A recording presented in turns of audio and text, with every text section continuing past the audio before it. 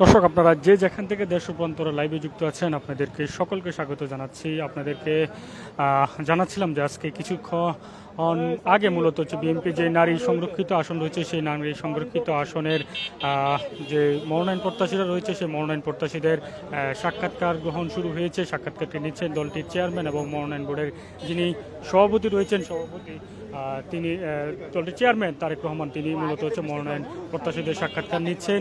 সাক্ষাৎকারটি শুরু হয় বিকাল 3টার পর থেকে মূলত সাক্ষাৎকারটি চালু করে বিএনপির যে সাংগঠনিক যে বিভাগ রয়েছে রংপুর, রাজশাহী, খুলনা, বরিশাল এবং ফরিদপুর বিভাগের মূলত হচ্ছে যারা মনোনয়ন প্রত্যাশীরা ছিল তাদের মনোনয়ন প্রত্যাশীদের সাক্ষাৎকার চলছে। ভিতরে ইতিমধ্যে যারা এই 5টি বিভাগের মূলত যারা মনোনয়ন প্রত্যাশী ছিল তারা ভিতরে প্রবেশ করেছে।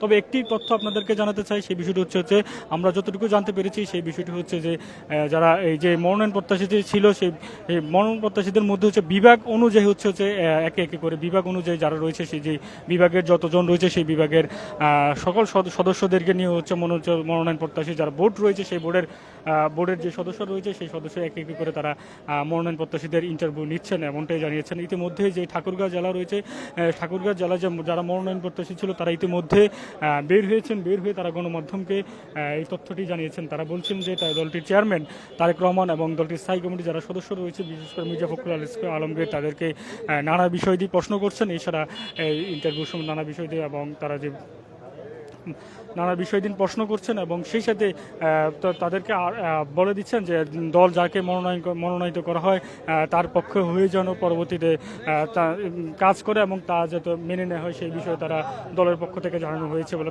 তাদেরকে সেটা জানিয়েছেন।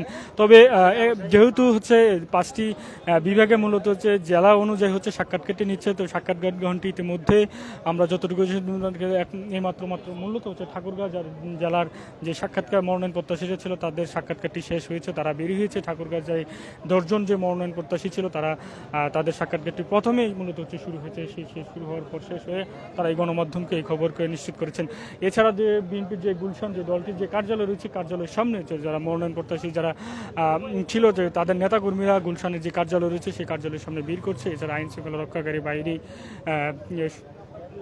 যেহেতু সেই ভিড় যেহেতু কোনো ধরনের অপ্রত্যাশিত যেহেতু ভিড় কোনো ঘটনা না ঘটে সেই বিষয়ে তারা নিরাপত্তার কাজে লক্ষ্য রাখছে।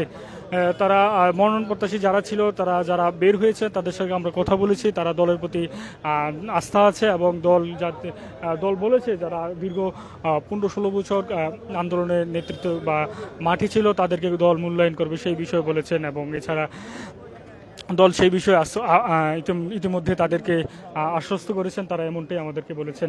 দর্শক, আপনারা জানেন যে আগামী 12ই মে মূলত হচ্ছে যে ত্রয়োদশ যে সংসদের যে সংরক্ষিত নারী আসনে নির্বাচন হবে সেই নির্বাচনকে সামনে রেখে ইতিমধ্যেই বিএনপি তার মনোনয়ন ফর্ম বিক্রি করেছে এবং বিক্রি সেরে আজ সাক্ষাৎকার নিচ্ছে এবং আজ এবং গতকালকে তাদের কিন্তু শনিবারও সাক্ষাৎকার নেবে যে পরবর্তী সেই 5টি বিভাগ চট্টগ্রাম, কুমিল্লা এবং ঢাকা, ময়মনসিংহ এবং সিলেট এই 5টি বিভাগের মূলত হচ্ছে তারা শনিবার সাক্ষাৎকার নিবেন যারা মনোনয়ন প্রত্যাশী আছেন। ভিতরে যারা মনোনয়ন বোর্ডের সদস্য, এছাড়া স্থায়ী কমিটির সদস্য এবং দলটির চেয়ারম্যান প্রধানমন্ত্রী তারেক রহমান মূলত হচ্ছে মনোনয়ন প্রত্যাশীদের সাক্ষাৎকারটি নিচ্ছেন বা ইন্টারভিউটি নিচ্ছেন।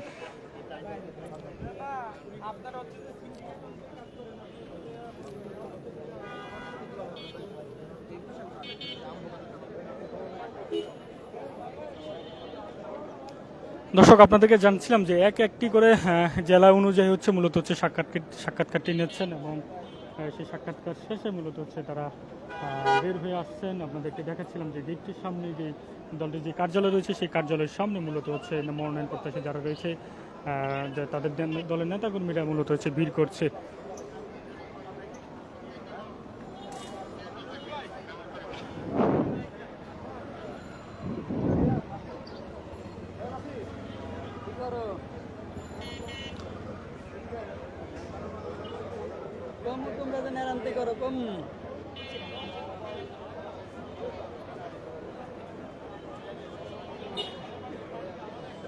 দর্শক, আমার কাছে এ ছিল সর্বশেষ তথ্য।